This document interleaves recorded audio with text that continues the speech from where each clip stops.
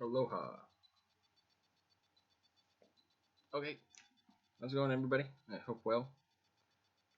So today is a historic day, kind of in the changing of the world and how the world viewed us, the U.S., us, um, in history. It's kind of one of our major landmarks in the world. So today is the Remembrance of D-Day, which happened during World War II. And a lot of people don't know what D-Day stands for and what happened, you know, that we actually remember it. There was D-Day, and there's another one I don't want to guess at it. And but this is one of the most important, and this is the day that it all happened. If you're watching this at a later time, it happened on Tuesday. It was the anniversary of it. So let's find out what it means and what the D stands for in D-Day. So again, it came with World War II as we were battling the Nazis, Japan, and Italy, and Germany with the Nazi Party. And it happened on June 6th. Wait, that's today. I guess we celebrate it tomorrow because it's on the calendar as tomorrow. But no, that's today. Sorry, June 6th. So, since I'm sending this out on the 7th, it actually happened yesterday. But, so it said, without the brilliant planning and heroic sacrifices of the D-Day invasion, the Allies may have never defeated the Nazi forces in Europe. On June 6, 1944, more than 156,000 American, British, and Canadian troops stormed 50 miles of Normandy's fiercely defended beaches in northern France in an operation that proved to be a critical turning point in World War II. Below are the key facts on the planning and execution of the epic Allied invasion. So number 1, D-Day meaning. The D in D-Day doesn't actually stand for anything. Oh, it's VE Day. I thought it was VJ Day. So unlike VE Day, there is VJ Day. So there's VE Day, VJ Day, and D-Day. But unlike VE Day, which is victory in Europe, or VJ Day, which is victory over Japan, the D in D-Day isn't short for departure or decision. As early as World War I, the U.S. military used the term D-Day to designate the launch date of a mission. One reason was to keep the actual date out of the hands of spies. Another was to serve as a placeholder until an actual date was chosen. They also used H hour for the specific time of the launch. So, D-Day just means we're planning something and we can't let anybody know. And the D-Day happened on the 6th. I think it was celebrated on the 7th because it was the day after. Such a heroic effort. But that was at that time. Now, we would celebrate it more now. So, the D stands for nothing but date, basically. The date that was chosen so that spies, if they got a hold of it, they could tell other people, like, hey, they're going to attack this day, so be ready. But no, it was just a D-Day. So, but this became the most famous D-Day that we have so far in our history. The D-Day invasion took years of planning. So Allied leaders Franklin Roosevelt and Winston Churchill knew from the start of the war that a massive invasion of mainland Europe would be critical to relieve pressure from the Soviet army fighting the Nazis in the East. Initially, a plan called Operation Sledgehammer. Sledgehammer. Sorry, any Peter Gabriel fans out there? So initially, a plan called Operation Sledgehammer called for an Allied invasion of ports in northwest France as early as 1943, but Roosevelt and Churchill decided to invade northern Africa first and attack Europe's soft underbelly through Italy. Interesting. Number 3, D-Day was the largest amphibious invasion in military history. Amphibious. So, did they use amphibians? Let's find out. According to the D-Day Center, the invasion, officially called Operation Overlord, combined the forces of 156,115 U.S., British, and Canadian troops, 6,939 ships and landing vessels, and 2,395 aircraft, and 867 gliders that delivered airborne troops. Okay. Give me 1 second. I have to figure out what amphibious means. Because I would guess it would have something to do with amphibians. Amphibious. Oh, related to, living in, or suited for both land and water. Okay, makes sense. Because an amphibian is that. But we use things from the air, the water, and yeah, and the land. So the air, water, and land. Number 4, Allied forces carried out a massive deception campaign in advance of D-Day. So the idea behind the ruse, or the misleading of people, was to trick the Nazis into thinking that the invasion would occur at Pas de Calais, the closest French coastline to England. The Allies used fake radio transmission, double agents, and even a phantom army, a pretend army, commanded by American General George Patton, to throw Germany off the scent. Interesting. That's smart, though. We're going to attack here. Everybody show up here, and that's probably what the Germans did. Number 5, a D-Day dress rehearsal was a fiasco. So 2 months before D-Day, Allied forces, which is the UK, the US, and Canada, conducted a disastrous dress rehearsal of the Normandy invasion on an evacuated English beach called Slapton Sands, known as Exercise Tiger. 749 U.S. troops lost their lives after a fleet of German E-boats caught wind of the mock invasion and torpedoed American tank landing ships.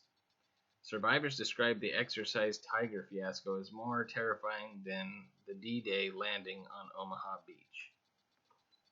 Scary. There's a movie called Tigerland. I don't know. I mean, it's rated R, and it's graphic. And it's Colin Farrell's first film. It's actually the one that I knew after that, and a friend of mine actually told me, like, that guy's going to be huge if you watch this film. I watched it, I was like, yeah, he's going to end up being big. But I think Tigerland, yeah, it's about this fiasco. Number 6, Germany had fortified France's coast.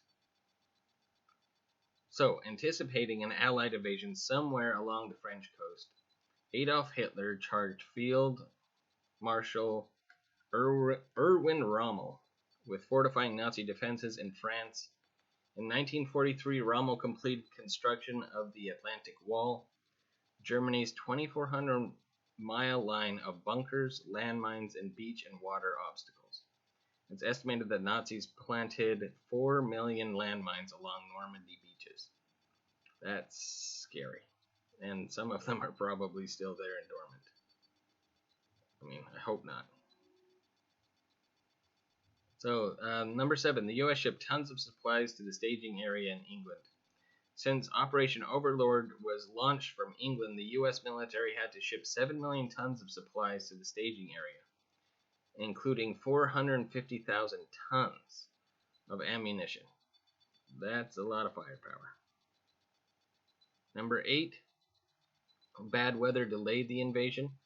Troops and supplies were in place by May, But bad weather delayed the launch date of the invasion. On June 5th, General Dwight D. Eisenhower, the Supreme Allied Commander in charge of Operation Overlord, decided that the invasion would happen the next day, in part because the weather was still rough and Nazi planes were grounded. The same day, 1,000 British bombers dropped 5,000 tons of munitions on Nazi gun batteries along the Normandy coast to cripple Germany's defenses before the imminent invasion. So a lot of planning went into this. And number 9. D-Day was carried out along 5 sections of beachfront. So Operation Overlord was divided among sections of beachfront along the Normandy coast, codenamed from west to east Utah, Omaha, Gold, Juneau, and Sword.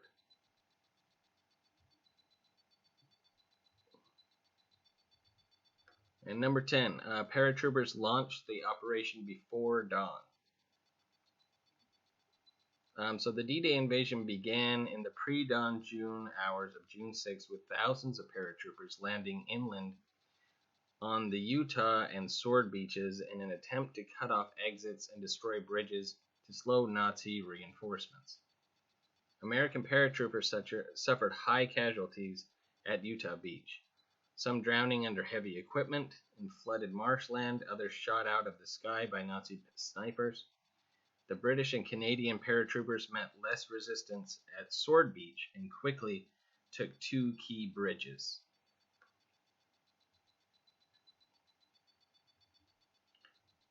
Number 11, more than 156,000 Allied ground troops stormed the beaches. That's a lot of people. In wave after wave of thousands of landing ships, more than 156,000 infantrymen stormed the 5 beaches. Facing them were around 50,000 German troops. Stormy seas made the landings incredibly difficult, with many regiments coming ashore far from their target destinations. That's not good. At Omaha Beach, only 2 of the 29 amphibious tanks even made it to land on their own power. 3 were later transported to the beach. At Utah Beach, the American troops included 14 Comanche code talkers who relayed critical tactical messages in their Native American tongue. Number 12. The toughest fighting was on Omaha Beach. So at Omaha Beach, bombing runs had failed to take out heavily fortified Nazi artillery positions. The first waves of American fighters were cut down in droves by German machine gun fire as they scrambled across the mine-riddled beach. But U.S. forces persisted through the day-long slog, pushing forward to a fortified seawall, and then up steep bluffs to take out the Nazi artillery post by nightfall. It's a scary long day. All told, around 2,400 American troops were killed, wounded, or accounted for after the fighting at Omaha Beach. Let's see.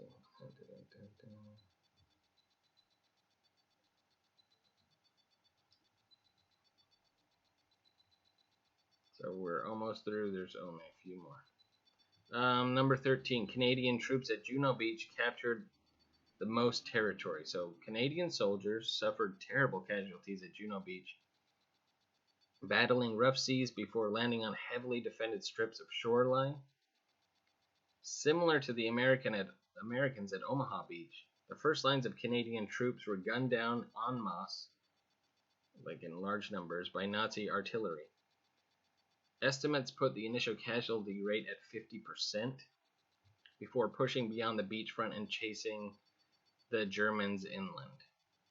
In the end, Canadians at Juneau captured more towns and territory than any other battalions in Operation Overlord. Thank you, Canada. North buddies. Number 14, all 5 beaches were secured by Allied forces by June 11th. 5 days after the D-Day invasion, troops immediately began installing 2 massive temporary harbors that had taken 6 months to construct back in England. All told, Allies uploaded approximately 2,500,000 men, 500,000 vehicles, and 4 million tons of supplies at the temporary harbors over the remaining course of the war. And finally, number 15, the D-Day invasion marked a turning point in the war. The total Allied losses at Normandy are estimated to be at least 4,413. Total Allied casualties in the Battle of Normandy, which dragged on until August, topped 226,000. But thanks in part to massive influx of troops and equipment, D-Day marked a decisive turning point in the war.